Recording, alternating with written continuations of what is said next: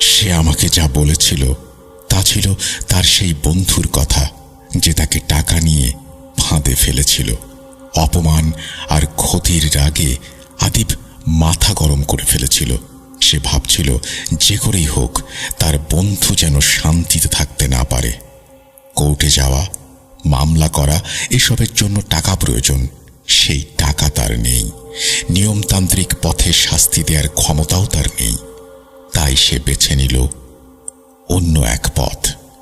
একদিন কারো মুখে শুনল এক সাধু বাবার কথা, যিনি নাকি বেশ ভালো তন্ত্রমন্ত্র জানেন।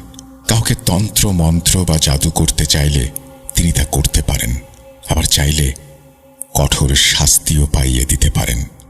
এই কথা শুনে আদিবের মাথায় আগুন ধরে গেল। সে সেদিনই সাধু বাবাকে খুঁজতে বেরিয়ে পড়ল। অনেক দিন, অনেক রাত, অনেক জায়গায় খোঁজ করেছে সে। অবশেষে পেয়ে গেল সেই সাধু বাবাকে। তাকে পাওয়াটা মোটেও সহজ ছিল না। এরপর প্রতিশোধ। তবে সাধু বাবার কিছু শর্ত আছে, যা আদিবের জীবনকে তছনছ করে দেয়। কি হয়েছিল আদিবের বন্ধুর? কেমন ছিল সেই শর্ত? Achinpur, haunted by Airtel। চলুন বাকিটা শুনতে হারিয়ে যাই ভয়ের রাজ্য অচিনপুরে। হারিয়ে যাই ভয়ের রাজ্যে অচিনপুরে, বন্ধুর সাথে। Welcome back. আপনাদের সবাইকে স্বাগত জানাচ্ছি আমি রাসেল। আশা করছি আপনারা সবাই ভালো আছেন, ভালোর দলে আছেন। আমিও ভালো আছি আর ভালোর দলে আছি। একটা নতুন ঘটনায় যাচ্ছি, যেভাবে লেখা আছে সেভাবেই পড়ে শোনাচ্ছি। তোরা আমার সন্তানকে মেরেছিস, তোদের নিস্তার নাই। শপথ করছি তোদের কাউকে ছাড়ব না, তোদের বংশ নির্বংশ করে ফেলব। আমার সন্তানের যত ফোঁটা রক্ত ঝরিয়েছিস সবগুলোর প্রতিশোধ চাই আমার। বাঁচবি না তোরা, কেউ বাঁচবি না। আসসালামু আলাইকুম রাসেল ভাই, আপনি কেমন আছেন? আমি সেই ছোটবেলা থেকেই ভূত এফএম শুনে আসছি, এরপর ভূত.com। আমি একটি কোম্পানিতে জব করছি, সারাদিন কানে ইয়ারফোন লাগিয়ে ভূত এফএম শুনি।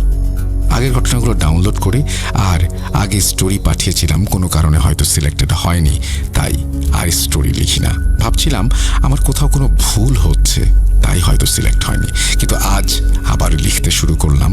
প্রিয় অনুষ্ঠান, প্রিয় মানুষের মুখে একটা ঘটনা শুনতে চাই। আজ আমি যে ঘটনাটি বলবো তা আমার জীবনের সাথে মিশে আছে। আমার নানা বাড়ি এবং দাদা বাড়ি ছিল পাশাপাশি দুটি গ্রামে। আমার নানা বাড়ি পার হলে একটি বাজার, নান্নুর বাজার। সেখানে আমার মামার দোকান ছিল, তাই আমি প্রায় দোকানে যেতাম। সেখানে সময় কাটিয়ে রাতে নানির বাড়িতে খাওয়া দাওয়া করে বাড়ি এসে ঘুমাতাম। সেদিনও একইভাবে রাতে বাড়ি ফিরছিলাম।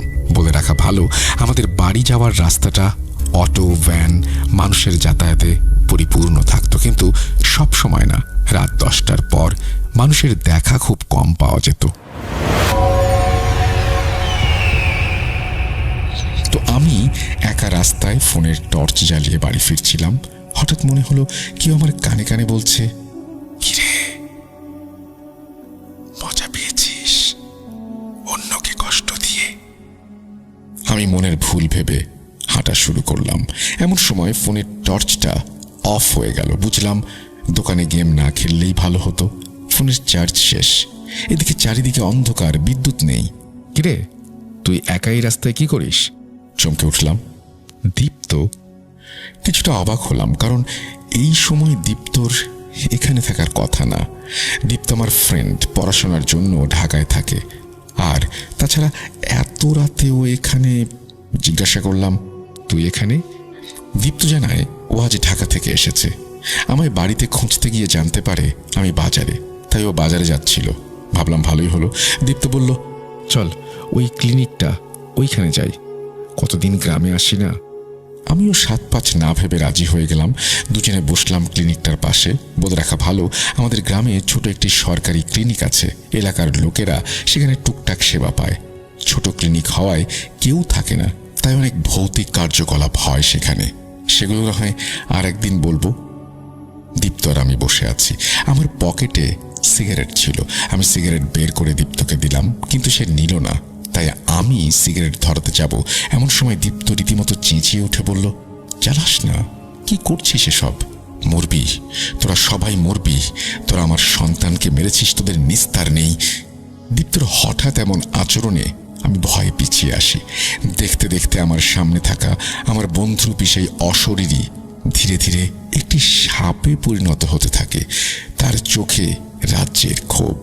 রাগে গড়গড় করতে করতে সে কথা বলছিল, খুব মজা হচ্ছিল তোদের সেই দিন।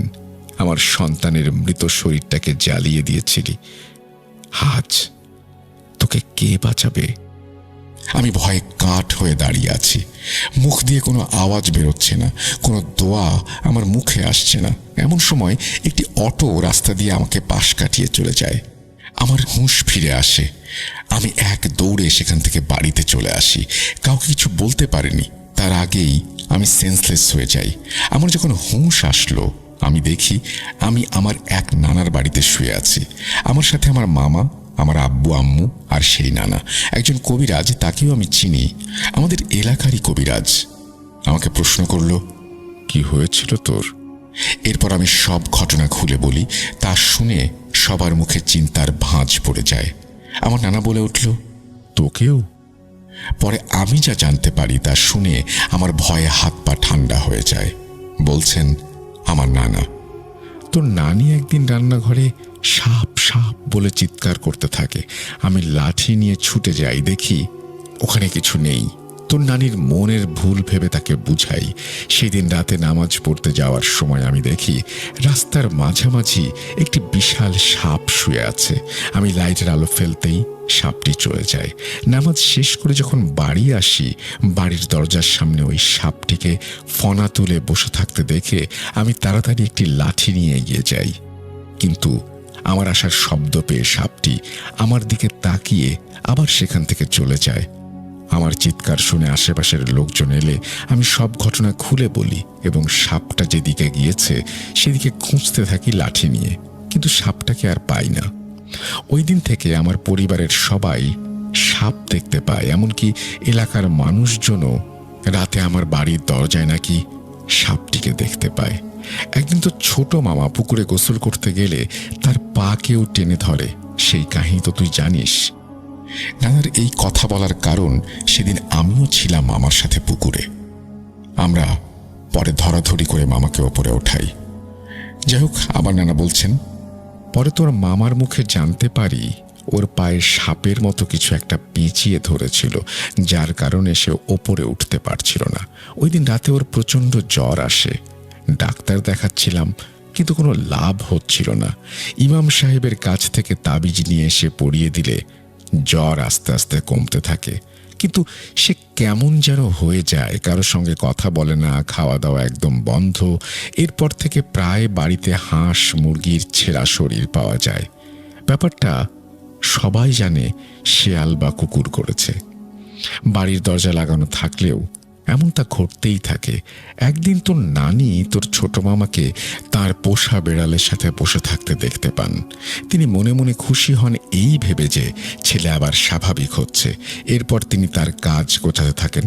এমন সময় বেড়াল এক ভয়ানক চিৎকার দেয় এবং সেটা শুনে তোর নানি পেছনে তাকান এবং যা দেখেন তা দেখে তিনি হতবাক হয়ে যান। তিনি দেখেন ছোট মামা বেড়ালের ঘাড়ে কামড় দিয়ে ধরেছে এবং সেখান দিয়ে ফিনকি রক্ত বের হয়ে মামার মুখে লাগছে।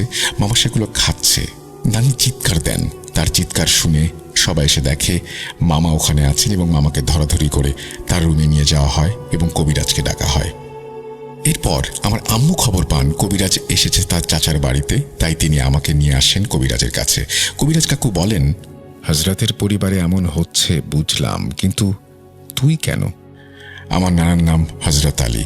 কবিরাজ রাতে তার জিনকে হাজির করবে বলেন এবং সেখানে সবাইকে প্রস্তুতি নিয়ে আসতে বলেন। সবকিছু প্রস্তুত এবং সেই সব শেষ করে রাতে জিন হাজির করানোর চেষ্টা করা হয়। আমাদের এলাকায় যার শরীরে জিন আনা হয় তাকে ঘোড়া বলা হয়, অর্থাৎ জিনের ঘোড়া। তাকে অবশ্যই তুলারাশির জাতক হতে হবে এবং এমন কাউকে খুঁজে পেতে হবে যার শরীরে জিন হাজির করানো যায়। রাত 12টা, অনেক চেষ্টার পর সেই জিন তার শরীরে আসে।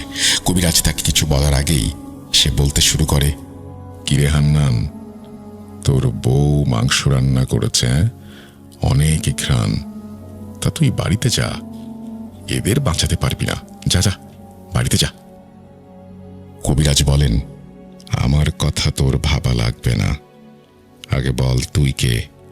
তুই এখনো আমাকে চিনতে পারিসনি? আমি কালের বাহক। কাল আমাকে পাঠিয়েছে তোর জবাব দেওয়ার জন্য। কাল? কবিরাজ একটু ভয় পেয়ে যান মনে হলো। কালের কি ক্ষতি করেছে এরা? এদের পরিবারের সাথে এমন করছে কেন? জিন বলতে শুরু করলো, তুই জানতে চাস? তবে শোন, কালের ছোট ছেলে প্রতি শুক্রবার মসজিদে আসতো। সেদিন মসজিদে আসার সময় গরমের কারণে এদের বাড়ির ছায়া ছায়া জায়গাটা দিয়ে একটু বিশ্রাম নেয়, কিন্তু এরা তাকে নির্মমভাবে হত্যা করে। ছেলে হারানোর শোকে কাল নিজে এসেছে প্রতিশোধ নিতে, কেউ আটকাতে পারবে না। এই বলে জিনটি চলে যায়। কবিরাজ বললেন, এই জিন বড় শক্তিশালী। আমার ঘর বন্ধ করা ছিল, তারপরেও আমি অনুমতি না দিলে সে চলে গেল কিভাবে? হযরত, আসলে কি হয়েছিল বলো তো? তুমি কোনো সাপ মেরেছিলে? এবার সবাই সবার মুখের দিকে তাকাতে লাগলো। কবিরাজ বলল, কাল হচ্ছে জিন জাতি, তারা হচ্ছে সাপ। কাল তাদের রাজা, আর এটা বেশ শক্তিশালী হয়। যার পেছনে একবার লাগে তাকে সহজে ছাড়ে না। আসলে হয়েছিল কি? এরপর নানা বলতে শুরু করেন, সেদিন ছিল শুক্রবার, নামাজ পড়তে যাব, গোসল করার জন্য গোসলখানায় গিয়েছে, কিন্তু গোসলখানায় ঢুকতে আমি চমকে যাই। একটা সাপ, কুচকুচে কালো, কিন্তু কেমন যেন একটা মায়া জড়ানো। সাপ যে এত কালো হয়, এত সুন্দরও হতে পারে জানা ছিল না। আমি সাপটিকে মারব না বলে ভাবি এবং একটি লাঠি দিয়ে তাড়ানোর চেষ্টা করি, কিন্তু সাপটা কেন যেন এক জায়গায় ফনা তুলে বসেছিল। এমন সময় আমার বউ আসে এবং সাপ দেখে ভয়ে চিৎকার করে ওঠে। বাড়িতে থাকা লোকজন ছুটে আসে এবং সাপটিকে পিটিয়ে মেরে ফেলে। এই কথা শুনে কবিরাজ চিন্তায় পড়ে যান, কিন্তু তোরা সাপ মেরেছিস, কিন্তু ক্ষোভটা সাগরের উপরে কেন? তুই কি সেদিন ছিলি সেখানে? আমি বলি, আমি নামাজ শেষ করে যখন আসছিলাম তখন মরা সাপটিকে দেখি এবং একটু মজার ছলে লাঠি দিয়ে সাপটাকে মারতে থাকি আর আগুন জ্বালিয়ে দেই। কবিরাজ বুঝতে পারল আমরা সবাই সাপটির সাথে সম্পর্কিত, কিন্তু তার পক্ষে এই সমস্যা সমাধান করা সম্ভব না। তিনি আর একজন হুজুরের নাম্বার দেন তার সাথে যোগাযোগ করার জন্য। পরে সেই হুজুরের সাথে যোগাযোগ করা হয়, তার পরিচয় আমি দিচ্ছি না। তিনি আসেন, সব শুনে তিনি রাজি হন। মাঝখানে আরো অনেক ঘটনা ঘটেছে, সেগুলো বললে স্টোরি অনেক বড় হয়ে যাবে, তাই স্কিপ করছি। আসনের দিন হুজুর এবং কবিরাজ দুইজন, আমি এবং আমার আব্বু এবং নানা আর মেজমামা একটা রুমে বসি। হুজুর শরীরে জিন হাজির করার জন্য দোয়া পড়তে থাকেন। কিছুক্ষণ পর জিন আসলে হুজুর তাকে প্রশ্ন করেন, কে তুমি, কি চাও? সে কোনো জবাব দেয় না। হুজুর তখন তার শরীরে কিছু একটা ফোঁ দিয়ে ছিটিয়ে দেন। সাপের মতো শুয়ে সে নড়াচড়া করতে থাকে, হিঁ হিঁ শব্দ করতে থাকে। একটু পর সে বলে, স্বয়ং মৃত্যু এসেছে তোর সামনে। হুজুর তাকে বোঝানোর চেষ্টা করেন, মানুষ সাপ দেখলেই মারতে আসে, এটাই স্বাভাবিক, এখানে তাদের কোনো দোষ নেই। আর এই ছেলে তো মরা সাপ ভেবে পুড়িয়ে দিয়েছে, এতে ওর কি বা করার আছে? এই কথা শুনে মামার শরীরে থাকা সেই কাল রাগান্বিত হয়ে বলে, দোষ নেই, নেই, আমি তাদের দোষী ভাবি। এরা সবাই মরবে, তুই আটকাতে পারবি না। হুজুর বলেন, এই কালকে আটকানো আমার পক্ষে সম্ভব না, তবে আমি বাড়ি বন্ধ করে তাবিজ দিয়ে যাচ্ছি। যত যাই হোক না কেন, তাবিজ যেন না খোলা হয়। পরে আরো বড় কাউকে নিয়ে আসবো সমাধানের জন্য। হুজুর আমাদের বাড়িতে তাবিজ এবং বাড়ি বন্ধ করে দিয়ে চলে যান। এখন পর্যন্ত সেই সমস্যার সাথে বেঁচে আছি। এখনো সাপ দেখি। নানার পরিবারেও বাড়িতে কোনো সমস্যা না হলেও বাইরে সাপের হিস হিস শব্দ শোনা যায়। হয়তো তাবিজ খোলার অপেক্ষায়। আমি হুজুরকে ফোন দেই, তিনি কোনো ব্যবস্থা করলেন কি না জানার জন্য। তিনি জানান এবার ঈদের ছুটিতে আমাকে বাড়িতে আসতে। তিনি একজন ভালো হুজুরের খোঁজ পেয়েছেন। দোয়া করবেন আমার জন্য যেন এবার আমার মুক্তি হয়। আরও অনেক ঘটনা আছে, ইনশাল্লাহ পাঠাবো। এই বলে তিনি তার নাম এবং ফোন নাম্বার শেয়ার করেছেন। আপনাকে অসংখ্য ধন্যবাদ আমাদের সঙ্গে ঘটনা শেয়ার করার জন্য। আমরা চলে যাব আমাদের পরবর্তী ঘটনায়।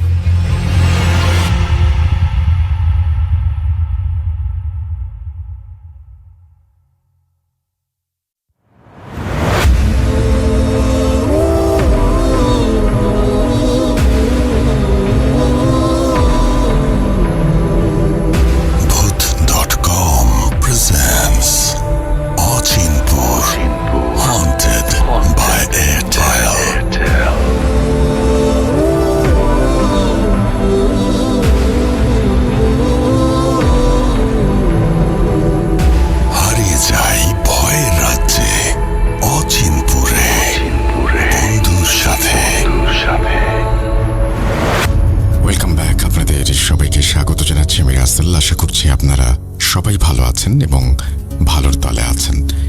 আমিও ভালো আছি আর ভালোর তলেই আছি। একটা নতুন ঘটনা নিয়ে এসেছি, যদিও ঘটনাটি যিনি পাঠিয়েছেন তার ঘটনা আপনারা আগেও শুনেছেন। শয়তানের পুনরুত্থান, এই ঘটনাটি যিনি শেয়ার করেছিলেন তিনিই আবার পাঠিয়েছেন ঘটনা, আর এই ঘটনাটি সংগ্রহ করেছেন সিফাত আলম। যেভাবে লেখা আছে আমি সেভাবেই পড়ে শোনাচ্ছি, আশা করছি আপনাদের ভালো লাগবে। আমি আগে এসব জিনিসের বিরুদ্ধে ছিলাম। ভূত প্রেত, তন্ত্র মন্ত্র, নজর লাগা, অলৌকিক ঘটনার মতো কোনো কিছুর ওপরেই আমার বিশ্বাস ছিল না। এসব থেকে দূরে থাকলেই ভালো, এই ছিল আমার নীতিবোধ। কিন্তু প্রথমবার এই সবের সঙ্গে আমার সম্পর্ক হলো আমার এক বন্ধু আদিবের কারণে। আমার এই আদিব নামের বন্ধুকে তার আরেক বন্ধু ফাঁদে ফেলে বেশ মোটা অঙ্কের টাকা নিয়েছিল, যা সে আর ফেরত দিচ্ছিল না। আদিব ফাঁদে পড়েছিল এটা আমি জানতাম, কিন্তু বদলা নেয়ার জন্য সে যে পথ বেছে নিয়েছিল সেটা আমার চিন্তার বাইরে ছিল। আদিবের স্বভাবটা একটু অদ্ভুত ছিল। সে খুব দ্রুত রেগে যেত। টাকা পয়সার লেনদেনে সে তেমন বুদ্ধিমান ছিল না। তার দাদির সম্পত্তি থেকে নগদ হিসেবে যা পেয়েছিল সেই টাকার কথা ভেবে আমি বারবার তাকে বলেছিলাম তার সব সুযোগ সন্ধানী বন্ধুদের থেকে দূরে থাকতে, কিন্তু বিশ্বাস আর অভ্যাস বদলাতে সময় লাগে। তার বন্ধু যখন তার সব টাকা উধাও করে দিল তখনই আদিব মরিয়া হয়ে উঠল। শেষ পর্যন্ত সে সেই বন্ধুদের বিরুদ্ধে কোর্টেও মামলা করল, কিন্তু তার হাতে কোনো প্রমাণ ছিল না। টাকা দেওয়ার লিখিত রসিদ নেই, ব্যাংকের ট্রান্সফার নেই, কোনো সাক্ষ্য নেই। মামলাটা কোর্টে বাতিল হয়ে গেল। টাকা ফেরত পাওয়া তো হলোই না, উল্টো মামলা লড়তে গিয়ে এত বেশি খরচ হলো যে আদিব শেষ পর্যন্ত প্রায় দেউলিয়া হয়ে গেল। অপমান আর ক্ষতির বোঝা তার মাথায় এমনভাবে চেপে বসল যে সে দিনের পর দিন বদলা নেওয়ার কথা ছাড়া আর কিছু ভাবতে পারত না। আমি জানতাম আদিবের বন্ধু তার সঙ্গে যেসব আচরণ করেছিল তা তাকে ভেতর থেকে আঘাত করেছিল। আমি এটাও জানতাম যে সে বদলা নেওয়ার জন্য মরিয়া ছিল, কিন্তু আমি ভুলেও টের পাইনি সে ভেতরে ভেতরে কত কিছুই না করেছিল।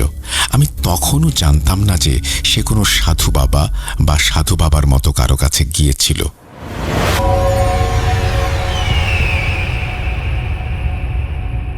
একদিনের কথা, হঠাৎ আদিব আমার বাড়িতে এলো। আমি সেদিন বিকেলে বাইরে ছিলাম। সন্ধ্যার পর খাবার খেয়ে বাড়ি ফিরেছি। এমন সময় দরজায় জোরে কড়া নাড়ার শব্দ। দরজা খুলতেই দেখি আদিব দাঁড়িয়ে, খুব অস্বস্তিতে, চোখে মুখে একটা আতঙ্ক কাজ করছে তার, কপালে ঝাপসা ঘাম। তাকে ভেতরে আসতে বললাম, কিন্তু সে যেন আমার কথা শুনতেই পাচ্ছে না। বারবার হাত দিয়ে কপালের ঘাম মুছছে, চোখ এদিক ওদিক ঘোরাচ্ছে, কথাবার্তা অসংলগ্ন।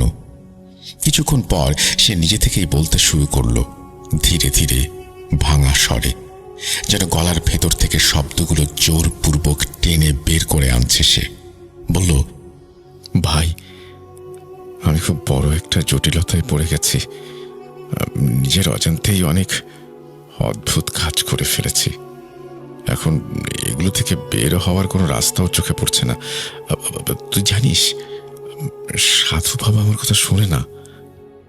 আমি বেশ ব্যথিত কণ্ঠে বললাম, কি হয়েছে? কাকে সাধু বাবা বলছিস? আর ঠিক করে বলতো সব। আমি তো কিছুই বুঝতে পারছি না। তুই কি বলতে চাচ্ছিস আমি সেটা জানি না। আর শুরু থেকে না বললে বুঝবই বা কিভাবে? শুরু থেকে বল, কি বলবি? মার খুব চিন্তা হচ্ছে। তুই এক গ্লাস পানি খা। পানি খেয়ে একটা লম্বা শ্বাস নে, এরপর সব বল আমাকে শুরু থেকে। এই কথা বলে আমি তাকে এক গ্লাস পানি এনে খাওয়াই। সে পানি এমন ভাবে খেলো যেন কত বছর যাবৎ পানি নামের কোনো কিছু তার চোখেই পড়েনি।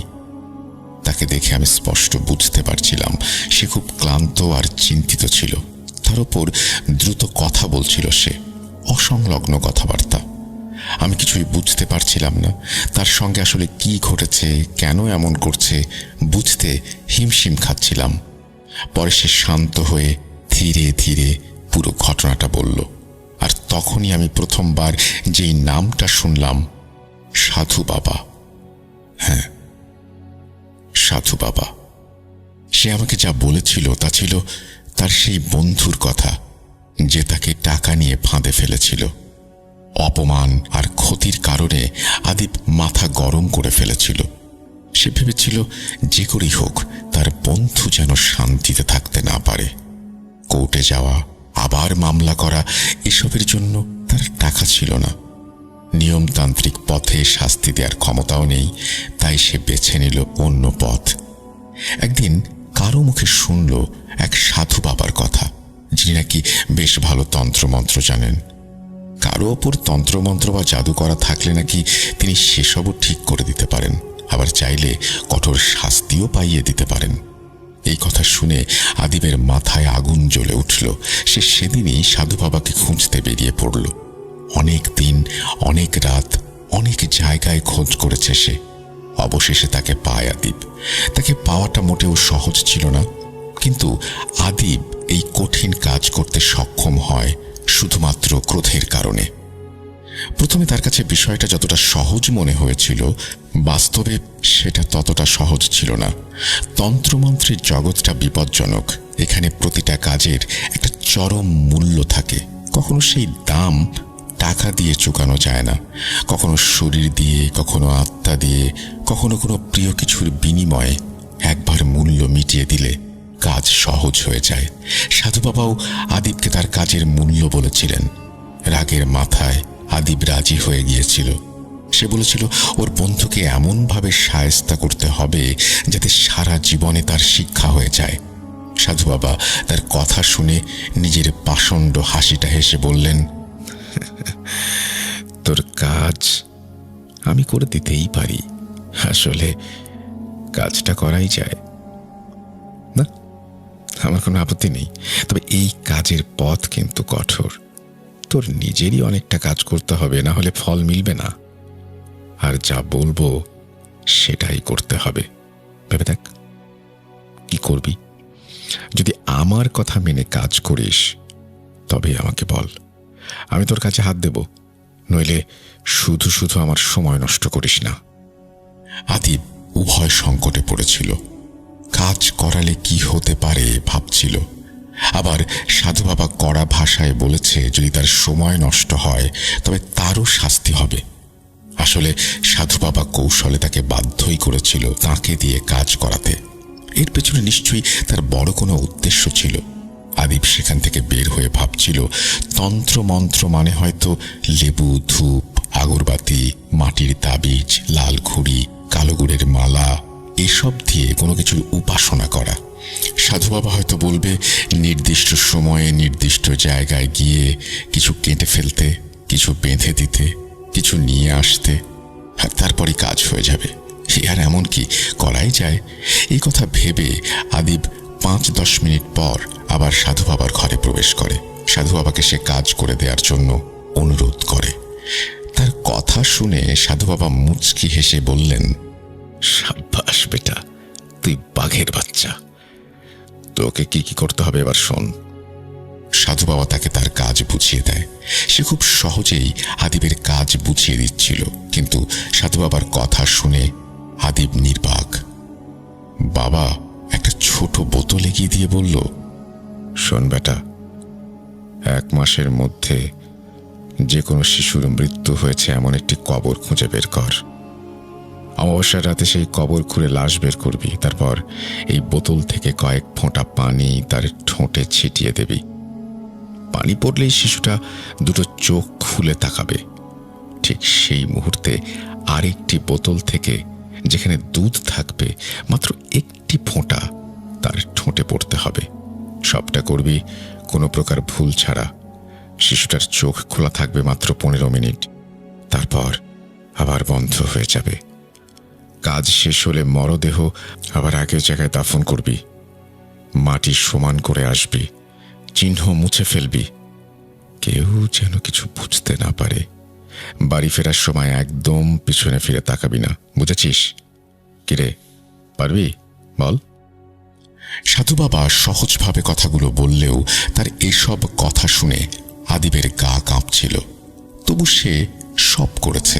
সে অনেক দিন ছোট বাচ্চার কবরের খোঁজ করেছে, প্রতিদিন হন্যে হয়ে ঘুরে বেরিয়েছে। অবশেষে সে একটি শিশুর সন্ধান পায়। হাসপাতালে লোক ঠিক করে রেখেছিল সে। সেই লোক তাকে একদিন খবর দেয় একটা বাচ্চা জন্মের 10 দিনের মাথায় মারা গিয়েছে। তার পিছু নেয় আদিব, তার কবর খুঁজে বের করে। গভীর রাতে কবর খুঁড়ে মরদেহ বের করে আনে সে। এরপর বাবার দেয়া পানির বোতল থেকে কয়েক ফোঁটা পানি সেই শিশুটির মুখে ফেলে। হঠাৎ করেই তার চোখ খুলে যায়। ভয়ে আদিবের আত্মা কেঁপে ওঠে। তবুও প্রতিশোধ তার ভয়কে মুহূর্তের মধ্যেই গলা টিপে হত্যা করে। সে দুধের বোতল থেকে 1 ফোঁটা দুধ শিশুটির মুখে দেয়। প্রায় 15 মিনিট শিশুটি তার দিকে এক অপলক দৃষ্টিতে তাকিয়ে থাকে। তার চোখ আবার বন্ধ হয়ে যায়। আদিব তাকে পুনরায় দাফন করে চলে যায়। পরদিন সে সাধু বাবার কাছে গিয়ে বলে, বাবা, ওই পানি যেভাবে বলেছিলেন ঠিক সেভাবেই ছিটিয়েছি। শিশুটির চোখও খুলেছিল, বুকটা ঠান্ডা হয়ে গিয়েছিল আমার। তারপর দুধের ফোঁটা ঠোঁটে লাগাতেই আবার নিস্তেজ। এখন কি করতে হবে? সাধু বাবা তাকে বলেছিল এরপর কি করতে হবে। শোন বেটা, যখনই ওই শিশুকে জাগাতে চাইবি, এই দুধের বোতল থেকে একটু দুধ একটুখানি পাত্রে ঢেলে রাখবি। এই কাজের জন্য নির্দিষ্ট ঘর থাকবে। সেই ঘরের দরজা জানালা বন্ধ রাখবি। একটা ছোট প্রদীপ জ্বেলে রাখবি ঘরে। আর তারপর যে মন্ত্রটি দিব সেটি পড়বি। যেখানেই থাকুক, মন্ত্রের ডাক শুনে সেই শিশুর ভেতরে থাকা শয়তান দুধের জন্য চলে আসবে। দুধ খাওয়ানোর আগে যে কাজ করতে চাস সেটা মনে মনে ছবির মতো স্পষ্ট করে ভাববি। ভুল কিছু ভাববি না একদম, সাবধান করে দিচ্ছি। কথা বলার দরকার নেই, ইচ্ছাটা মাথার ভেতরেই রেখে দিবি। তোর ইচ্ছা শিশুটির ভেতরে শয়তান বুঝে যাবে। তোর ইচ্ছা মতো কাজও করতে হবে। তারপর ফিরে এসে দুধ খেয়ে চলে যাবে। দরকার হলে এভাবে আবার ডাকবি। তবে মনে রাখবি, অমাবস্যার রাতে সে নিজে থেকেই দুধ চাইতে আসবে। দুধটা দরকার মতো ব্যবহার করবি, কারণ ওটা ফুরিয়ে গেলে। এই পর্যন্ত বলে আদিব থামল। তার কপালের ঘাম ঝরছে। আমি স্তব্ধ হয়ে শুনছিলাম। আল্লাহকে মনে মনে বলছিলাম, সবটাই যেন মিথ্যে হয়। মানুষ ভুল করতেই পারে, পাগলামি করতেই পারে, কিন্তু মৃত শিশুর ভেতরে শয়তান চালান করা, দুধের বোতল, মন্ত্র, না, এসব সত্যি হওয়া উচিত নয়। কিন্তু আদিবের চোখে মুখে যা দেখেছিলাম তা অভিনয় নয়। সে বলল, ভাই, আমার বন্ধুটি 2 দিনের মধ্যে পাগল হয়ে গেল। খবর পেয়ে আমি যেন খুশিতে নেচে উঠলাম।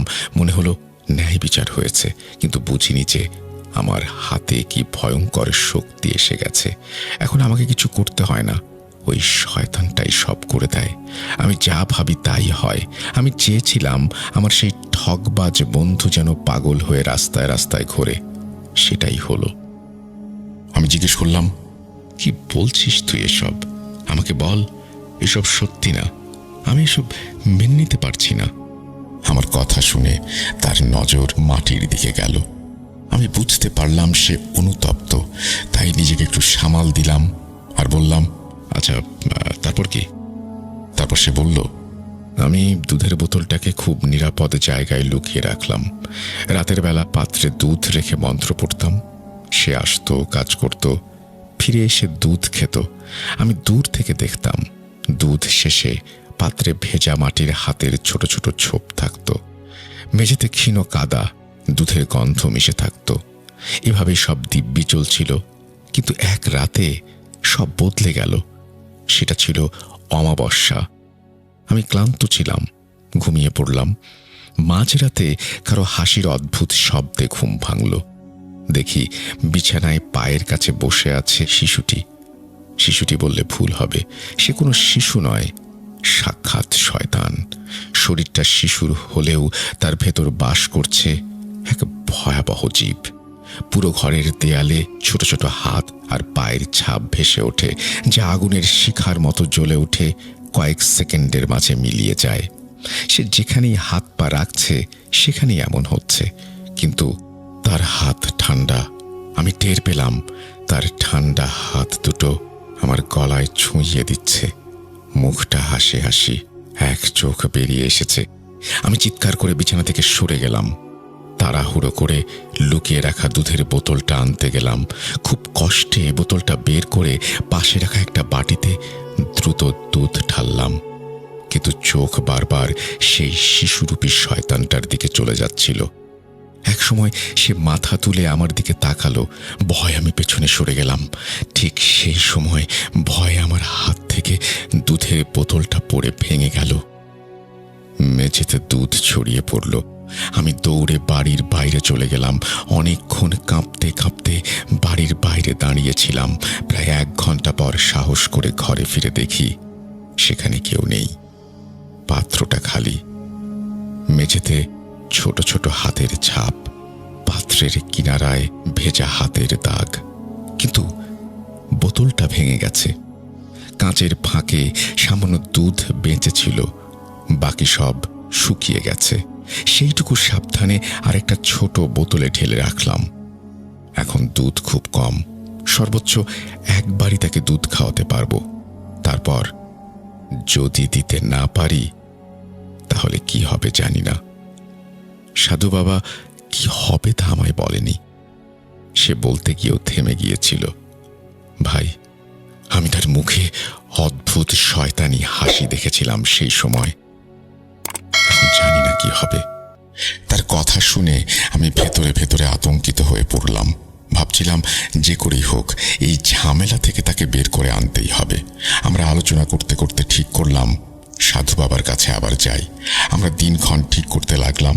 কিন্তু যেদিন সাধু বাবার কাছে যাব সেই দিনই এক অনাকাঙ্ক্ষিত ঘটনা ঘটল। আদিব বলল, সেদিন সারাদিন সাধু বাবাকে খুঁজে বেরিয়েছি, কিন্তু পাচ্ছিলাম না। আর যখন পেয়েছি তখন সব ঘটনা খুলে বলেছিলাম। সাধু বাবা নাকি শুনে হেসে বলে, বেটা, তোকে তো বলেছি মূল্য দে। দুধের বোতল ভেঙে গেছে, দুধ খুব কম, শয়তানটাকে ফিরিয়ে দিতে হবে। ঠিক আছে, আমি তোর সমস্যার সমাধান করতেই পারি, কিন্তু আমার মূল্য সেটা কে দেবে? বল, কে দেবে? আদিব তার কাছে মূল্য জানতে চাইল। বিনিময়ে সেই বাবা তার বোনকে নিয়ে একটা অদ্ভুত রকমের প্রস্তাব দিল এবং বলল, এই মূল্য শোধ না করলে। বাবার এই কথা শুনে আদিব কেঁদে ফেলল। আমাকে যখন এসব বলছিল তখনও সে অঝরে কেঁদেই চলেছিল। আমি তার কাঁধে হাত রেখে বললাম, ভাই, অমাবস্যার কথা বলেছে না? পরের অমাবস্যা আসতে সময় আছে। তুই হতাশ না হয়ে শান্ত হ। আমরা অবশ্যই একটা পথ বের করব। আমি তোর সঙ্গে সাধু বাবার কাছে যাব। সেই রাত আদিবকে আমার বাসায় শুতে দিলাম। সে তার পকেট থেকে ছোট বোতলটা বের করে আমার হাতে দিল। তন্ত্রমন্ত্র বাঁধা দুধ, কাচের ভেতরে সামান্য সাদা তরল, তবু যেন ভীষণ ভার।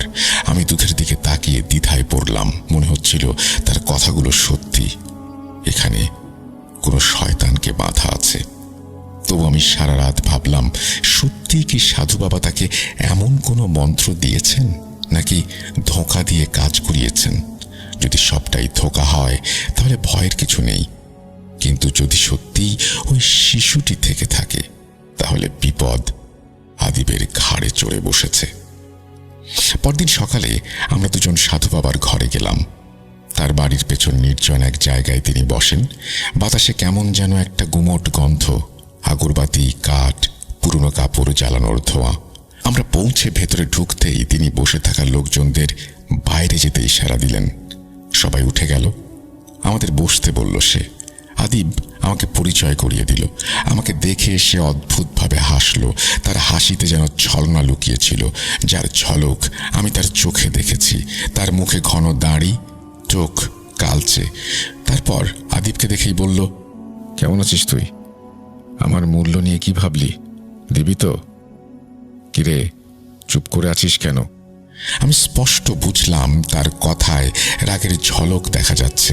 আমি তাকে বললাম, বাবা, আপনি তো আদিবের কাজ করে দিয়েছেন, এখন আর ওই শয়তানের দরকার নেই। আপনি দয়া করে তাকে ফিরিয়ে দিন। সে আমার কথা শুনল না, কর্ণপাত করল না। তার দৃষ্টি তখন আমার দিকে না। সে ভালো করে তাকালো না আমার দিকে। মনে হলো আমার কথা তার কাছে গুরুত্বহীন। বাবা, আদিব সব সত্যি বলেছে, কিন্তু আপনি তার প্রশ্নের উত্তর দেননি। আমার কথা শুনে সাধু বাবা রেগে গিয়ে জিজ্ঞেস করলো, কোন প্রশ্ন? আমি কি বলিনি? এই ছোকরা, এই, তোর সাহস দেখে আমি অবাক হচ্ছি। তুই জানিস আমি কে আর তোর কি হাল করতে পারি? তার রক্তবর্ণ চক্ষু জোড়া দেখে আমার আত্মা শুকিয়ে গেল। তবুও সাহস করে বললাম, শয়তানকে ফিরিয়ে দেওয়ার কথা বলেননি আপনি, আর দুধ শেষ হলে কি হবে সেটাও বলেননি। আমার কথা শুনে সে মাথা নেড়ে বলল, বেটা শোন, প্রতিটা কাজেরই দাম আছে। আমি আমার দাম বলেছি, দাম না পেলে আমি তো ফিরিয়ে নেব না। আমি কথা শেষ করার আগেই আদিব রেগে লাল হয়ে তার গলা ধরতে এগিয়ে গেল। অকথ্য ভাষায় তাকে গালাগাল করতে লাগলো। আমি কোনো মতে তাকে টেনে সরালাম। সাধু বাবা মুচকি হেসে একটু আরাম করে সোজা হয়ে বসলেন। তারপর বললেন, গত রাতে যখন তুই আমার হাত ধরে অনুরোধ করেছিলি, তখন আমি ভেবেছিলাম সাহায্য করব, আর এখন তুই আমাকে গালি দিচ্ছিস, মারতে আসছিস। বের হয়ে যা, বের হয়ে যা, না হলে ভালো হবে না। চরম শিক্ষা দেব আমি। বের হ। আমরা দুজন চুপচাপ বেরিয়ে এলাম। বাইরে এসে আমি আদিবকে বললাম, তোর মাথায় কি গোবর ভরা? সমস্যাটা কার, তোর নাকি আমার? সমস্যা তোর, আর যেহেতু সমস্যা তোর, তাই রাগ দেখিয়ে লাভ নেই। ভাই, এরা সবাই এক, আমার ওই বন্ধুর মতোই। এই বাবাকেও শিক্ষা দিতে হবে। আমি তাকে বুঝিয়ে বললাম, শিক্ষা দেওয়ার ইচ্ছা তারই ছিল, তাই সে নিজের ইচ্ছায় এই পথে গিয়েছিল। বাবা শুরু থেকেই দাম আর ফলাফল বলেছিল। এখন রাগ করে কোনো লাভ নেই, বরং জীবনই বিপদে। আমরা বাড়ি ফিরে সারাদিন ভাবলাম কি করা যায়। দুজনেই গুম হয়ে থাকলাম। কয়েকদিন কেটে গেল। আদিব বোতলটাকে প্রাণের চেয়েও বেশি যত্নে রাখতে লাগলো। ঢাকনা বারবার চেক করত। আমি তার জন্য একটি শক্ত ঢাকনাওয়ালা কাঁচের বোতল এনে দিলাম। পুরনো বোতল গরম করে জীবাণুমুক্ত করলাম, নতুনটি পরিষ্কার করলাম। খুব সাবধানে এক বোতল থেকে আর এক বোতলে সেই দুধ ঢালছিলাম। এতদিনে দুধ খারাপ হয়ে যায়নি দেখে অবাক হয়েছিলাম। দুধ যেন তাজা। ঠিক তখন আদিবের হাত ফসকে মেঝেতে একটা ফোঁটা পড়ে গেল। সে তাড়াতাড়ি নতুন বোতলটি শক্ত করে বন্ধ করে নিচু হয়ে পড়া ফোঁটাটা দেখতে লাগলো। মুহূর্তের মধ্যেই ফোঁটার চারপাশে পিঁপড়ে এসে ভিড় করলো। কিন্তু যেই পিঁপড়েগুলো দুধ চেটে একটু সামনে বাড়ছিল, তারা যেন দগদগে তাপে পুড়ে ছাই হয়ে যাচ্ছিল। আমি শিউরে উঠলাম। জীবনে এমন দৃশ্য দেখিনি। মনে হলো দুধের চারপাশে অদৃশ্য এক গণ্ডি, যেখানে প্রবেশ করলেই পিঁপড়াগুলো পুড়ে যাচ্ছে। আদিব ধীরে ধীরে বলল, দেখেছিস তো, ওই শয়তান এর আশেপাশেই ঘোরে। আমি খুব ভয় পাচ্ছি। সামনে অমাবস্যা, সে আসবেই। একবারের জন্য বেঁচে যাব, কিন্তু তারপর কি হবে? আদিবের কথা শুনে আমারও গলা শুকিয়ে গেল। রাতভর ঘুম এলো না। স্বপ্নে দেখলাম ছায়াময় বাচ্চাটি তার বুকের ওপর বসে আছে, তার গলা নিংড়ে রক্তের মতো কোনো তরল পান করছে। ঘুম ভেঙে দেখলাম জানালার পর্দা নড়ছে, বাতাসে কোনো গন্ধ নেই, তবুও বুক ধরফর করছে। সন্ধ্যায় আমি তাকে বললাম, আমার একটা উপায় মাথায় এসেছে। হয়তো ঝুঁকি আছে, কিন্তু এটাই একমাত্র পথ। সাধু বাবা যেভাবে তোকে শর্ত দিয়েছে, তার মধ্যে কি কোথাও আছে যে এই জিনিস তুই অন্য কারো বিরুদ্ধে ব্যবহার করতে পারবি না? সে কিছুক্ষণ ভেবে বলল, না তো, এমন কোনো শর্ত ছিল না। আমি বললাম, তাহলে আমরা ওই শয়তানকে সাধু বাবার দিকেই পাঠাই। হয় তাকে বাধ্য হয়ে ফিরিয়ে নিতে হবে, নয়তো সে নিজেই শেষ হয়ে যাবে আর শয়তানও মুক্তি পাবে। এই কথা শুনে আদিব কিছুক্ষণ চুপ রইল, তারপর হালকা হাসলো আর বলল, সত্যিই তো, এমন কিছু তো করা যেতেই পারে। আমরা দুজনেই জানতাম এছাড়া আর কোনো পথ খোলা নেই। সেদিন রাতেই সিদ্ধান্ত নিলাম আমরা শয়তানকে ডাকবো। রাত বাড়ছে, ঘড়িতে প্রায় 11টা। আমরা ঘরের মাঝখানে একটা বড় টেবিল রাখলাম, ছোট পাত্রে দুধ ঢেলে টেবিলের মাঝখানে রাখলাম। সব দরজা জানালা বন্ধ করলাম, এক কোণে ছোট্ট প্রদীপ জ্বালালাম। ঘরে মৃদু আলো, দেয়ালে ছায়া দুলছে। আমি আদিবকে শান্ত স্বরে জিজ্ঞেস করলাম, কিভাবে ডাকবে? সে বলল, সাধু বাবার দেয়া মন্ত্র বললেই সে চলে আসবে। যতক্ষণ না আমাদের মনের ইচ্ছা প্রকাশ না করি, সে সেটা পূরণ না করে, ততক্ষণ সে দুধ স্পর্শ করে না। বেশি অপেক্ষা করালে সে রেগে যায়। তাই যা করাতে চাই সেটাই মনে মনে ভেবে নিতে হবে। তারপর সে অদৃশ্য হয়ে কাজ সারতে যাবে। কাজ শেষ হলে ফিরে এসে দুধ খেয়ে চলে যাবে। আমি বললাম, চল তাহলে শুরু করি। আমাকে বলিস না তুই কি ভাবছিস। সে চোখ বুজে মন্ত্র জপ করতে লাগলো। কিছু শব্দ বুঝলাম, কিছু বোঝা গেল না। শেষের অংশটা সম্পূর্ণ অপরিচিত। মন্ত্র থামতেই ঘরের তাপমাত্রা যেন একটু কমে গেল। পাত্রে সেই তরলের ওপরে হালকা কুয়াশার মতো কিছু জড়ো হলো। প্রদীপটি টিমটিম করে উঠল। টেবিলের ওপর মৃদু নড়াচড়া, যেন খুব ছোট কারো পা রাখা। আর সত্যিই খানিক পর সেই পাত্রের চারপাশে ক্ষীণ আকৃতির একটি ছায়া মূর্তি দেখা গেল। দেখলেই বোঝা যায় ছোট্ট একটি শিশুর অবয়ব। আমার বুক কাঁপতে লাগলো, হাতের তালু ঘেমে গেল। এক ঝলক তার মুখের দিকে তাকাতেই হিম হয়ে গেলাম। তবে আমার চোখের সামনে সে যত দ্রুত আবির্ভূত হচ্ছিল, তত দ্রুতই অদৃশ্য হয়ে গেল। বোঝা গেল আদিব মনেই যা ভাবার কথা ছিল ভেবে ফেলেছে। সে কাজে বেরিয়েছে। আমরা দুজন চুপচাপ বসে থাকলাম। দুধের পাত্র আর ছোট্ট প্রদীপের শিখা ছাড়া ঘরে কোনো শব্দ নেই। বাইরে দূরে কুকুরের ক্ষীণ ডাকে মনে হলো রাত আরো ভারী হয়ে উঠেছে। মিনিট পেরোচ্ছে। আমরা পাত্রের দিকে চোখ রেখে বসে আছি। 12টার ঘন্টা বাজার মতো মনে হলো। আমি ফিসফিস করে জিজ্ঞেস করলাম, সে কতক্ষণে সাধারণত ঘরে ফিরে আসে? আদিব বলল, গত 2-3 বার আধা ঘন্টার মধ্যে ফিরে এসেছিল। আমরা অপেক্ষা করলাম। 12:30, 1:30, সে কোথাও নেই। হাত আর পিঠে ব্যথা, তবু সোজা হয়ে বসে আছি। কথা বলা বন্ধ।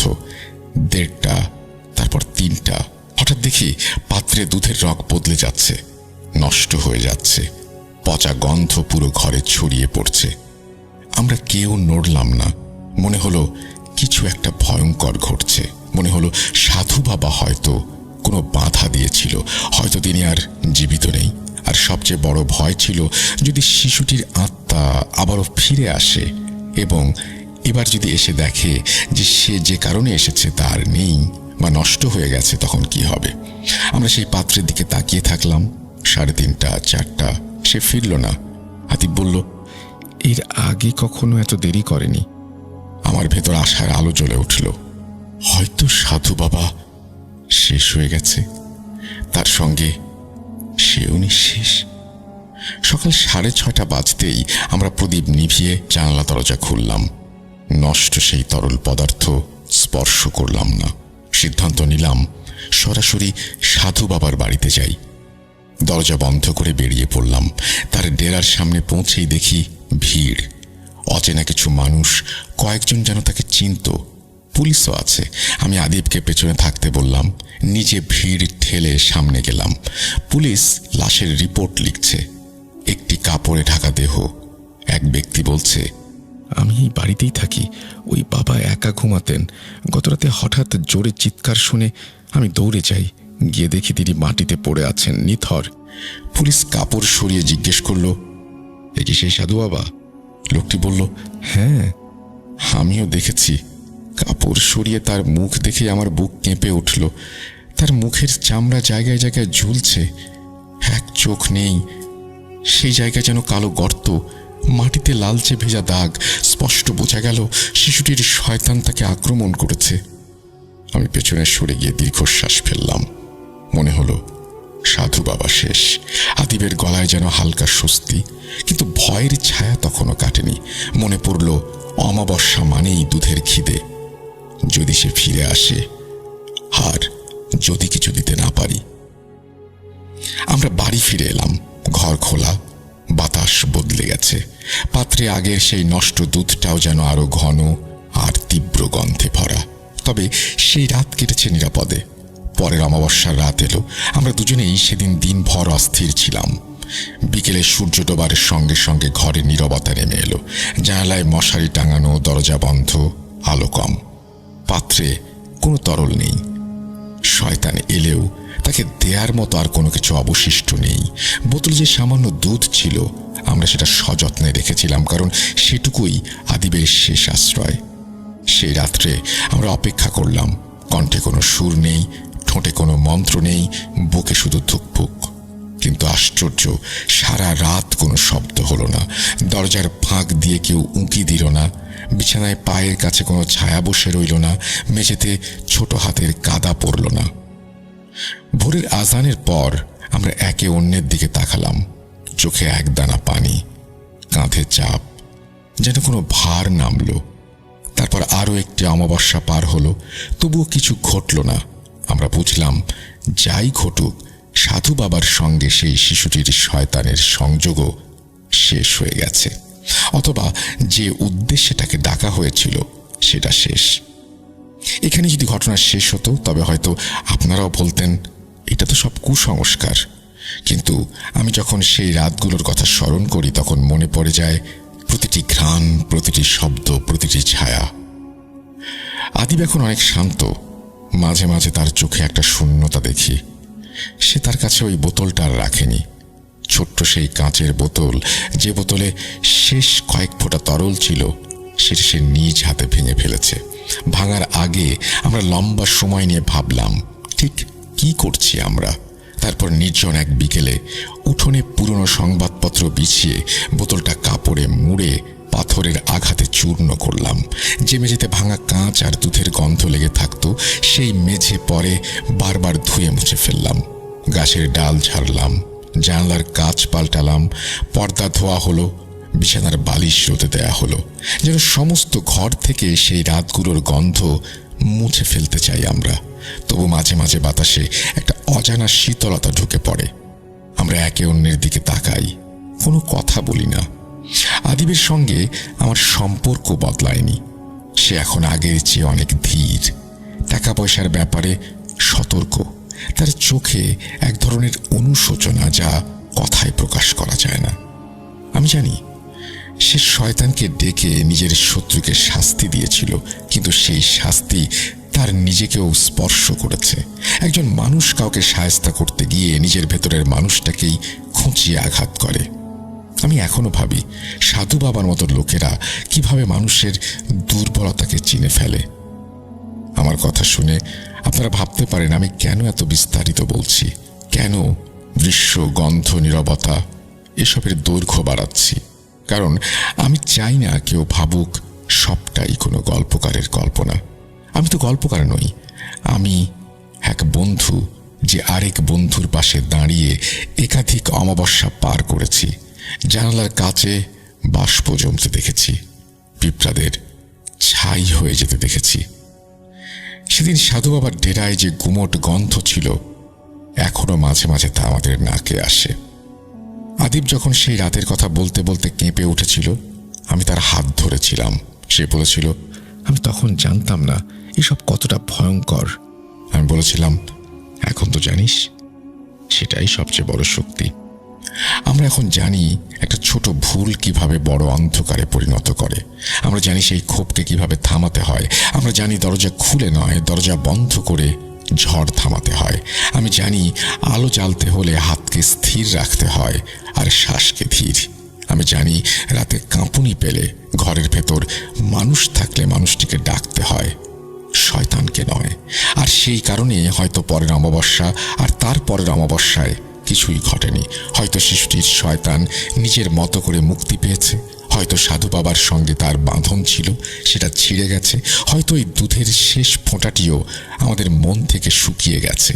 আমরা জানি না, আমরা শুধু জানি আর কোনো পাত্রে কোনো তরল নেই, আর কোনো মন্ত্র পড়তে হবে না। আমি যখন এই ঘটনাটি আপনাদের বলছি তখন শুধু এটাই মনে করিয়ে দিতে চাই, মানুষ যখন অন্ধকারের দিকে তাকায়, অন্ধকারও তার দিকে তাকায়। এই শিক্ষা নিয়ে আমরা বেঁচে আছি, আর সেই শিক্ষাই হয়তো আমাদের আরও একটি অমাবস্যা থেকে রক্ষা করবে। এই বলে হুজুরের পরিচিত এক ব্যক্তি ঘটনাটি শেষ করেন। খুবই অদ্ভুত ধরনের ঘটনা।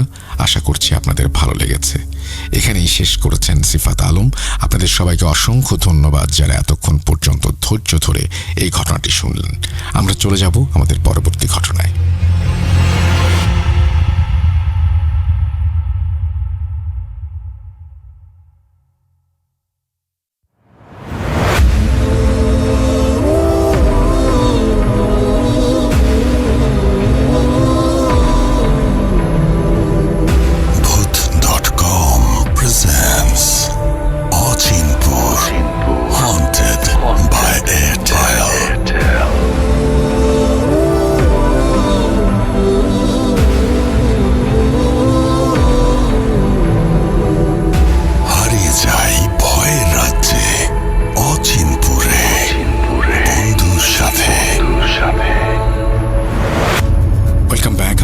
সবাইকে স্বাগত জানাচ্ছি আমি রাসেল। আশা করছি আপনারা সবাই ভালো আছেন, ভালোর তলে আছেন। আমিও ভালো আছি আর ভালোর তলে আছি। যেভাবে লেখা আছে আমি সেভাবেই পড়ে শোনাচ্ছি। আসসালামু আলাইকুম রাসেল ভাই, জিজ্ঞেস করব না আপনি কেমন আছেন। আমি জানি আপনি সব সময় ভালো থাকেন, ভালোর তলেই। আমি অর্ণব আহমেদ, কিশোরগঞ্জ জেলা বাজিতপুর উপজেলার শুভারামপুর নামক একটি গ্রামে আমার বাড়ি, কিন্তু ঘটনা লিখছি সৌদি আরব থেকে। আমি আপনার সকল লিসনারদের মধ্যে একজন। অনেকদিন যাবৎ আমি আপনার ঘটনা শুনি। সেই ভূত FM থেকে ভূত.com পর্যন্ত মোটামুটি অনেক ঘটনাই শোনা হয়েছে। আমার অনেক দিনের তীব্র ইচ্ছা আমি একটা ঘটনা পাঠাবো, কিন্তু কখনো হয়ে ওঠেনি। ঘটনা ইমেল করার পর ঘটনা আপনার ভালো লাগে কিনা এই চিন্তার কারণে আর ঘটনা পাঠাইনি। অবশেষে একটি ঘটনা ইমেল করেই দিলাম। ভালো লাগলে অবশ্যই পড়ে শোনাবেন, আর লেখায় কোনো ভুল ত্রুটি থাকলে অবশ্যই ক্ষমার দৃষ্টিতে দেখবেন। SSC পর্যন্ত পড়াশোনা করার পরেই আমাকে দেশ ছেড়ে বাড়ি জমাতে হয় সৌদি আরবে। আমি 2023 সালের জানুয়ারি মাসের কোনো এক তারিখে চলে আসি সৌদি আরবে। এখানে আমার দিনকাল খুব ভালো যাচ্ছিল। এখানে ছিল আমাদের বাংলাদেশি 4 জন লোক। আমরা সবাই এক রুমে থাকি।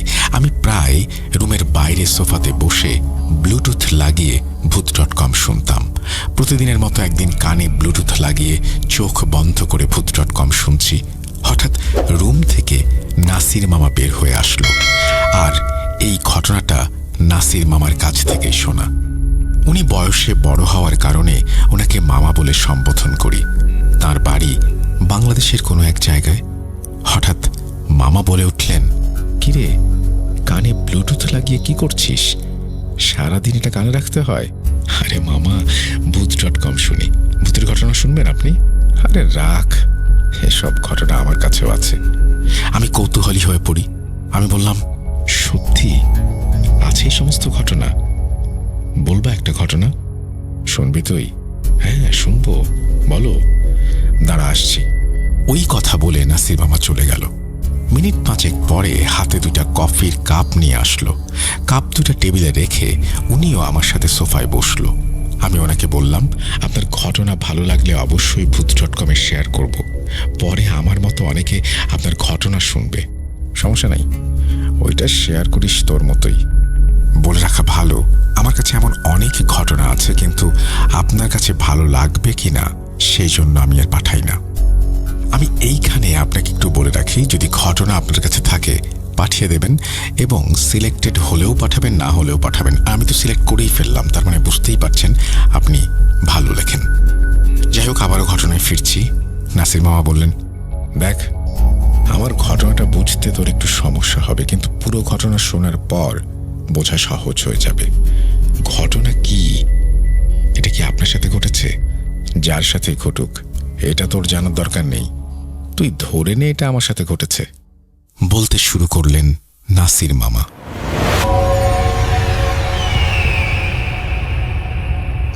আমি লাশটাকে দেখে যত ভয় পেলাম তা মনে হয় সারা জীবনে কোনোদিন পাইনি। এইটাই আমার পেশা, কবর খুঁড়ে লাশ নামানো। বেশিরভাগ বেওয়ারিশ লাশ এইখানেই কবর দেয়া হয়। আমার এই সব লাশ কবরে রাখতে খুব মায়া হয়। লোকটা পৃথিবীতে এতদিন আমাদের সাথে কাটালো, আর এখন মারা যাওয়ার পর তার লাশটা কেউ খুঁজতেও এলো না। এই লোকের ভাগ্যে হয়তো এইটাই লেখা ছিল। এইসব ভাবি আর লাশগুলোকে মাটি দেই। কিন্তু এই লাশটার ক্ষেত্রে আমার কোনো রকম অনুভূতি কাজ করলো না, বরং ভয় হচ্ছিল। লোকটার মুখ দেখে বয়স আন্দাজ করলাম 50 হবে, কিন্তু চেহারায় একটা রাগী রাগী ভাব। বেশিক্ষণ লাশটার দিকে তাকিয়ে থাকতে পারলাম না। বিভৎস! লোকটার এমন কি অপরাধ ছিল যে কে বা কারা তাকে এভাবে মেরেছে? প্রথমে মাথার শরীর থেকে আলাদা করেছে, তারপর সারা শরীর চাপাতি বা এই জাতীয় কিছু দিয়ে কুপিয়ে গায়ে অ্যাসিড ঢেলে দিয়েছে। কি নৃশংস! এই লাশটার কোনো পরিচয় পাওয়া যায়নি। এমনকি 4-5 দিন শহর থেকে কেউ হারিয়ে গেছে এমনটাও শোনা যায়নি। তাই হাসপাতাল কর্তৃপক্ষকে থানা থেকে নোটিশ পাঠানো হয়েছে, পোস্টমর্টম করে লাশ কবর দিতে হবে। কিন্তু মফস্বলের সরকারি হাসপাতালগুলোতে যা হয় তাই হয়েছে এই লাশটার ক্ষেত্রেও। অর্থাৎ পোস্টমর্টম করে কোনো মতে দায়সারাভাবে সেলাই দিয়ে লাশটাকে পাঠিয়ে দেয়া হয়েছে কবরস্থানে। সরকারি হাসপাতাল থেকে পাঠানো বেওয়ারিশ লাশগুলোকে দাফন করা হয় যে কবরস্থানে, তার পাহারাদার ছিলাম আমি। আজ যখন অ্যাম্বুলেন্স এসে এই লাশটা কবরস্থানে রেখে গেল, তখন আমার বুঝতে বাকি রইল না যে আরও একটি বেওয়ারিশ লাশ আমাকে যত্ন করে কবর দিতে হবে। কিন্তু লাশটিকে দেখার পর আমার সেই পুরনো মায়া দরদ কাজ করল না। এমনিতেও সন্ধ্যা হয়ে আসছিল, তাই তাড়াতাড়ি ঝন্টুকে ডাক দিয়ে কবর খুঁড়তে লেগে গেলাম। আর বারবার আমার চোখে ভাসতে লাগলো দেহ থেকে বিচ্ছিন্ন মাথাটার কথা। সরকারি হাসপাতালগুলো এত গাফলতি করে যে বেওয়ারিশ লাশ বলে লাশটার মাথা সেলাই করে লাগিয়ে দেয়নি। তার উপর হাসপাতালের মর্গে 4-5 দিন পড়েছিল, কি যে দুর্গন্ধ বের হচ্ছিল। আমি আর ঝন্টু মিলে যখন লাশটাকে কবর দেয়া শেষ করি, তখন মাগরিবের আজান পড়ে গেছে। আমি গোসল করতে গেলাম, আর কাজ শেষ বলে ঝন্টুও চলে গেল। ঝন্টু 10-12 বছরের একটা ছেলে, আমাকে কাজে সাহায্য করে, সন্ধ্যা পর্যন্ত থাকে, তারপর চলে যায়।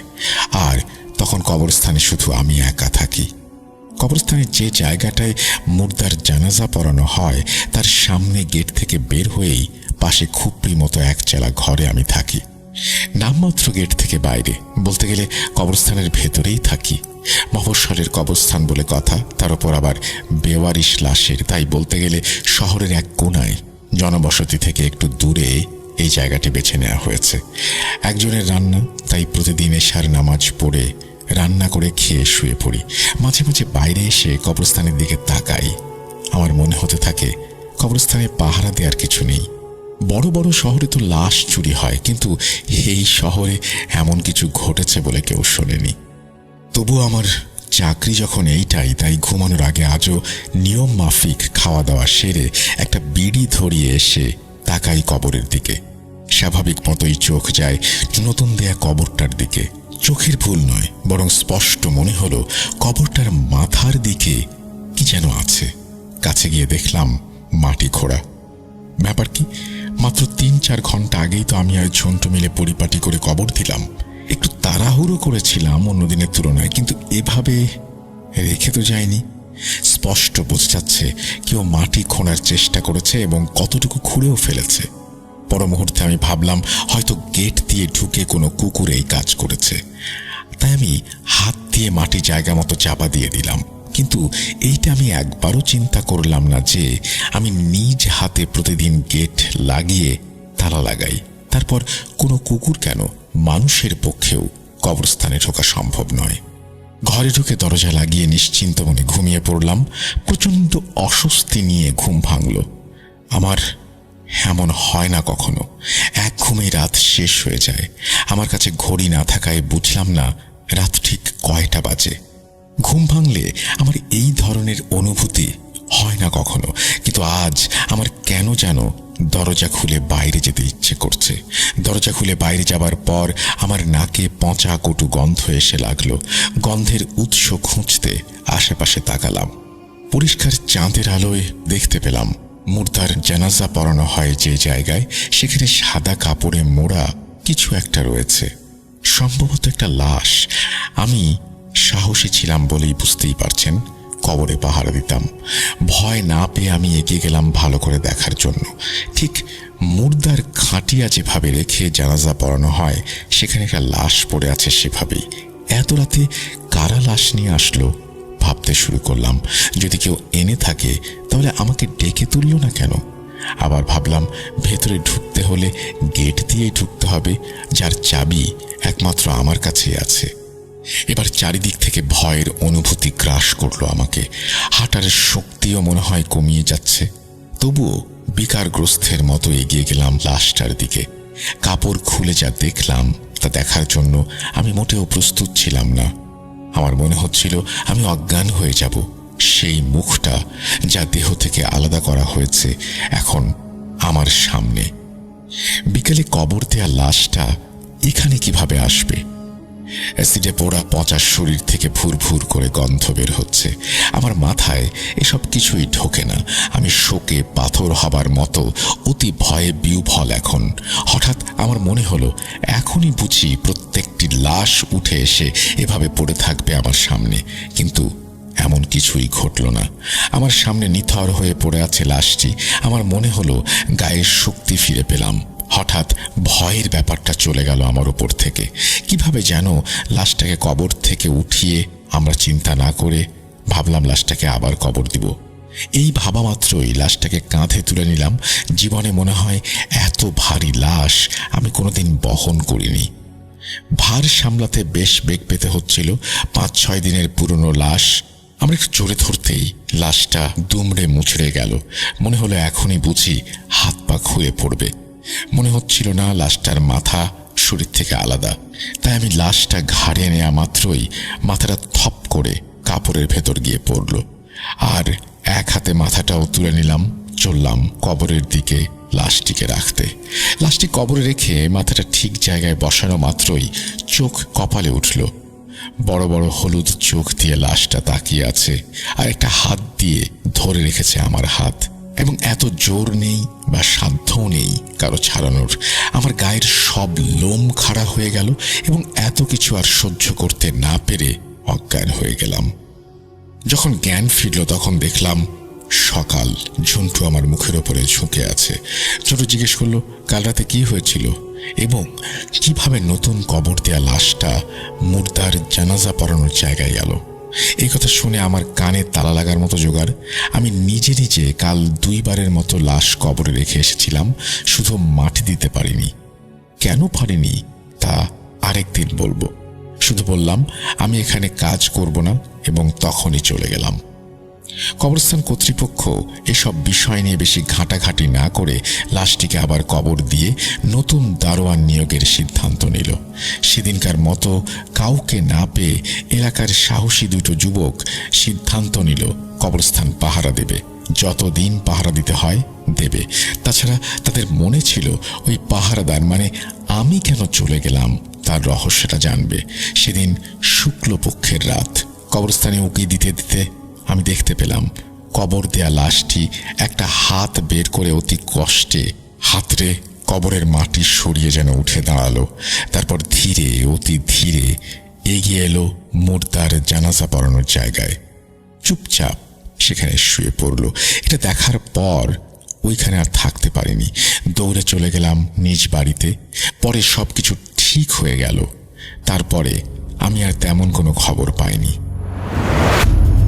এই বলে নাসির মামা তার ঘটনা শেষ করেছেন। আশা করছি এই ঘটনাটি আপনাদের ভালো লেগেছে। ভালো লাগলে অবশ্যই আমাদের জানাবেন। আমরা চলে যাব আমাদের পরবর্তী ঘটনায়।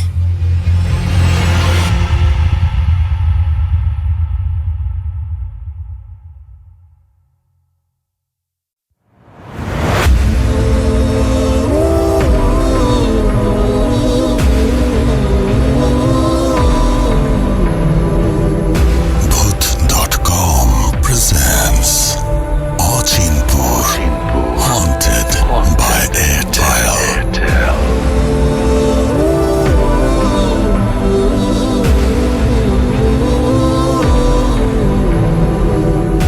হারিয়ে যাই ভয়ের রাজ্যে অচিনপুরে বন্ধুর সাথে। Welcome back. আপনাদের সবাইকে স্বাগত জানাচ্ছি আমি রাসেল। আশা করছি আপনারা সবাই ভালো আছেন, ভালোর দলে আছেন। আমিও ভালো আছি আর ভালোর দলেই আছি। এই ঘটনাটি যিনি পাঠিয়েছেন তিনি এটি পাঠিয়েছেন অচিনপুরের জন্য এবং বিশ্বাস অবিশ্বাসের ভার তিনি ছেড়ে দিয়েছেন শ্রোতাদের ওপরে। আমি কোনো কথা না বাড়িয়ে ঘটনায় চলে যাচ্ছি। যেভাবে লিখেছেন আমি সেভাবেই পড়ে শোনাচ্ছি। এক অভিশপ্ত পেতনির দিঘি। আসসালামু আলাইকুম রাসেল ভাই, আমি এনামুল হক ইমন। পাবনা জেলার আটঘারিয়া উপজেলায় আমার জন্ম। আমি বর্তমানে রাজশাহীর উপশহরের অন্তর্গত শহীদ আবুল হাসনাত মোহাম্মদ কামরুজ্জামান সরকারি ডিগ্রি কলেজে ইন্টারমিডিয়েট সেকেন্ড ইয়ারে পড়াশোনা করছি। ঘটনাটি সিলেক্টেড হলে আমাকে জানাবেন।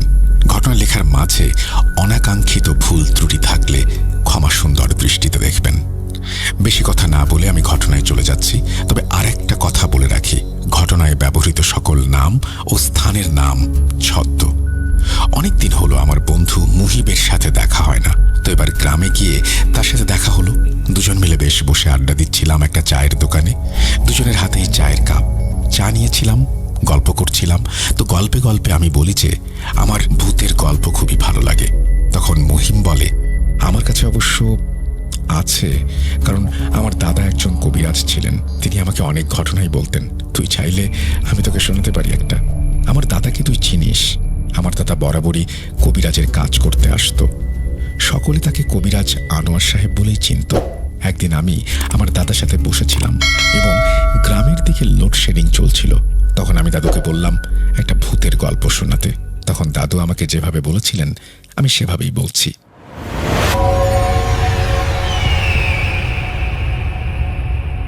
ঘটনাটি রূপনগর গ্রামের প্রান্তে অবস্থিত এক পরিত্যক্ত দিঘিকে ঘিরে।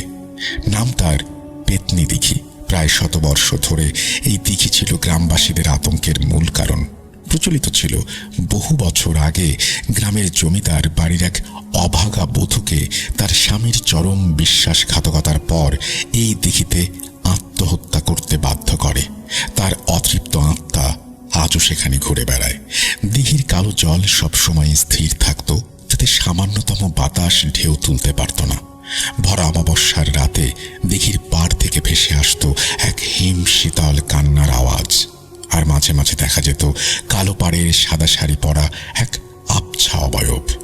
সেই গ্রামেরই একজন সাহসী যুবক শশাঙ্ক, হরিদাস প্রসাদের একমাত্র ছেলে। বাইরে পড়াশোনা করেছে, তাই হয়তো শশাঙ্ক ছিল আধুনিক মনস্ক ও বেপরোয়া। সে এই ভূতের গল্পগুলোকে পাত্তা দিত না। একদিন সে তার 4-5 জন বন্ধুর সাথে মিলে আড্ডা দিচ্ছিল। হঠাৎ তাদের মধ্যে একজন বন্ধু, যার নাম ছিল প্রসাদ, সে এই দিঘির গল্পটা তুলল। তারপর বন্ধু প্রসাদ বলল, জানিস তোরা আমাদের যে পেতনির দিঘি আছে না, ওই দিকে যে দিঘিটা, সেখানে একটা বধূ আত্মহত্যা করেছিল।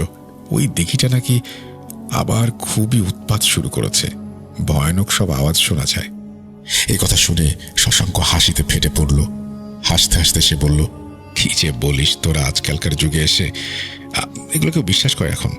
তখন প্রসাদ বলল, সাহস থাকলে তুই গিয়ে একবার দেখা, বন্ধুদের সাথে একটা বাজিও ধরতে পারিস। এক ভরা অমাবস্যার রাতে সে টর্চ হাতে দিঘির পথে রওনা দেয়। রাত 1টার দিকে সে দিঘির পাড়ে পৌঁছায়। প্রথমে তো সে কিছুই শুনতে পায় না। এগুলো সবই বানোয়াট কথাবার্তা বলেই মনে হয়। কিন্তু হঠাৎ একটা ক্ষীণ আওয়াজ তার কানে আসে। মনে হচ্ছে কেউ যেন খুবই মায়া জড়ানো কণ্ঠে কান্না করছে, এবং কান্নাটা মনে হচ্ছে পাশেই এক শিমুল গাছ থেকে শোনা যাচ্ছে। যখন সে শিমুল গাছের টর্চ ধরল, তখন শিমুল গাছ থেকে শূন্যে ভেসে আসা এক অবয়ব দেখে তার জ্ঞান হারানোর জোগাড় হলো। সে তখন বুঝতে পারল এই সেই পেতনি। সেই পেতনি ফিসফিস করে তাকে প্রশ্ন করছে, আমি তোমার জন্যই অপেক্ষা করেছিলাম, এসেছো।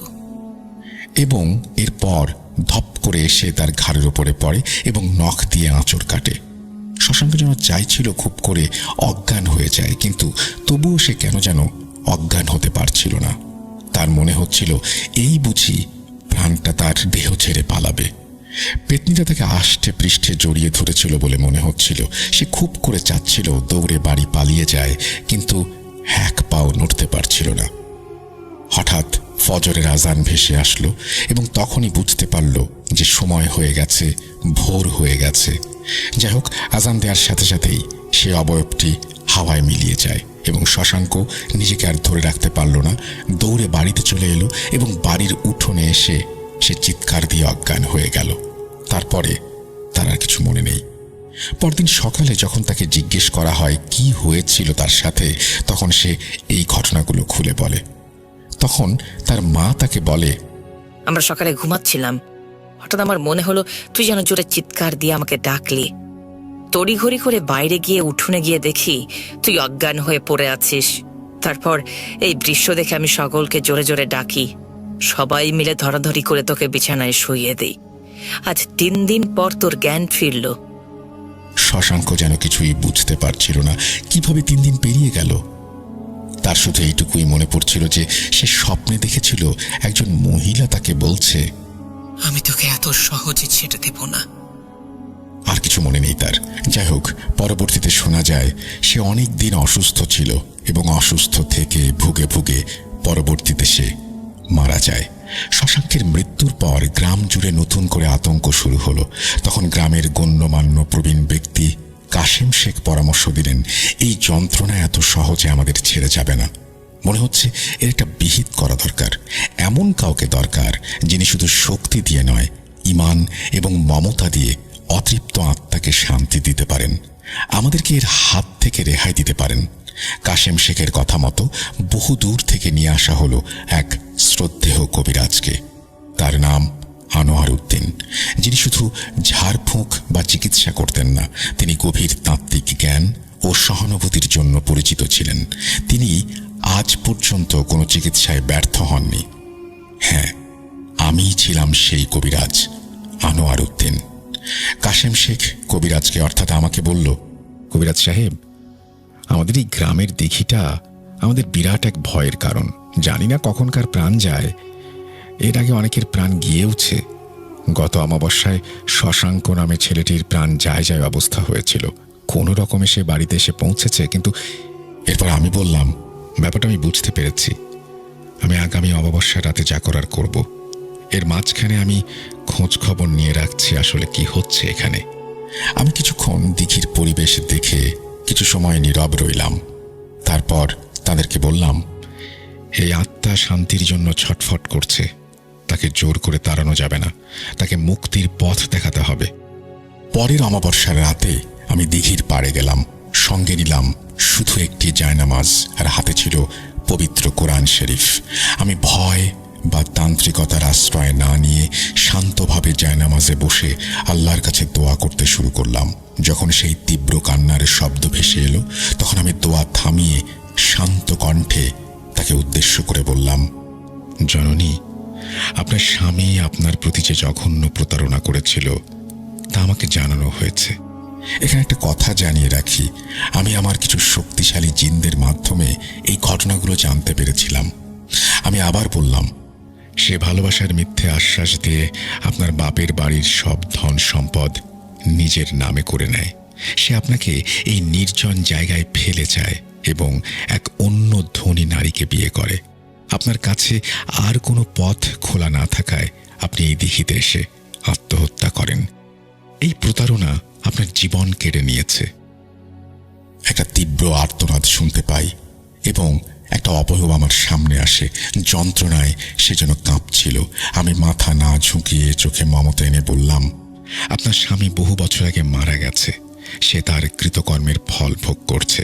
আপনার প্রতিহিংসা তাকে স্পর্শ করতে পারবে না, কিন্তু আপনার নিজের মুক্তি আটকে রেখেছে। ইসলামে বলা হয়েছে ক্ষমাতেই শান্তি। আপনার ওপর যে জুলুম হয়েছে তার বিচার এই দুনিয়ার চেয়েও বড় আদালতে হবে। আপনি এই প্রতিশোধের শিকল ভেঙে দিন, আপনার আত্মা মুক্তি পাক। আমি এবার পবিত্র কোরআন থেকে সূরা ইয়াসিনের আয়াত পাঠ করতে শুরু করলাম। প্রতিটি আয়াতে ছিল শান্তি, ধৈর্য এবং ক্ষমার বার্তা। মন্ত্র নয়, বরং ঈমান এবং ভালোবাসার সেই শক্তিশালী ধ্বনি যখন দিঘির চারিদিকে প্রতিধ্বনিত হলো, তখন এক অলৌকিক দৃশ্য দেখা গেল। তার চোখের কোণ থেকে যেন দুফোঁটা অশ্রু গড়িয়ে পড়ল। অবয়বটি দ্রুত মিলিয়ে গেল। সে অদৃশ্য হওয়ার মুহূর্তে মনে হলো যেন একটি স্নিগ্ধ শীতল বাতাস আমাকে স্পর্শ করেছে। সেই বাতাসেই যেন চাপা ছিল এক নীরব কৃতজ্ঞতা। আমি উঠে দাঁড়িয়ে বললাম, আলহামদুলিল্লাহ, মুক্তি হলো। দেখি এখন সাপ মুক্ত। পরদিন সকালে দেখা গেল দিঘির জল স্বচ্ছ, নির্মল। সেই ভয়ঙ্কর অন্ধকার বা শ্যাওলা ধরা গন্ধ আর নেই। গ্রামের মানুষ সেই দিঘির নাম বদলে দিল। এটি আর পেতনি দিঘি রইল না, বরং পরিচিত হল আনোয়ার সরোবর নামে। সেই দিন থেকে গ্রামের মানুষ ভয় নয়, শান্তি খুঁজে পেল। দাদু আমাকে বলল, প্রতিহিংসার চেয়ে ক্ষমার শক্তি অনেক বেশি, আর সেই শক্তিতেই একটা পুরো গ্রাম মুক্তি পেয়েছিল এক প্রাচীন অভিশাপ থেকে। এই ছিল আমার ঘটনা। আশা করছি ভালো লেগেছে। কতটা ভয়ঙ্কর জানি না, তবে বিশ্বাস করা বা না করা সম্পূর্ণ শ্রোতাদের ওপর ছেড়ে দিলাম। আজ এই পর্যন্তই। আল্লাহ হাফেজ। এই বলেই তিনি তার ঘটনা শেষ করেছেন। আশা করছি ঘটনাটি আপনাদের ভালো লেগেছে। যদি ভালো লাগে তাহলে অবশ্যই আমাদের জানাবেন।